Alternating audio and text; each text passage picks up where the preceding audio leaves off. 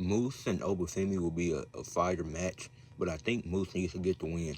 Oba Femi's been dominant. His only loss he suffered in NXT is to Tony D'Angelo.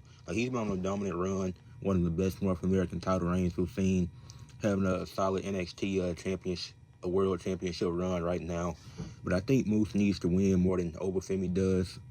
And the way that you do that is that you protect Oba Femi by having the system get involved. Because Moose has been taking some L's lately. He's been taking some pins to the Hardys in recent weeks on TNA, and that's the X Division Championship, which is probably the most prestigious title in TNA.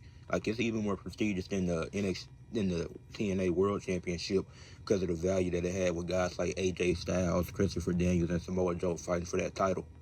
So Moose, his reign hasn't been that great. He's had some solid matches, but he's also taken some unnecessary pins. And I think and the partnership between TNA and NXT has been good.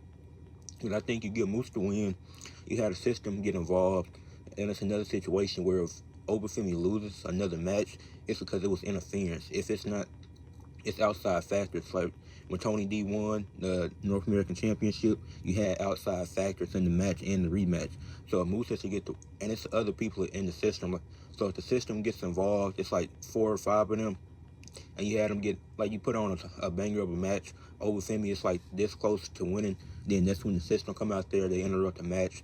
And then even if you want to run it back and make it a trilogy, make it a best of 3, Oba Femi gets his win back, and then that final match is then in that second match you could have NXT guys come, like or you can even have the TNA guys like the Hardys and Leon Slater, who are feuding with the system to help him get the win back.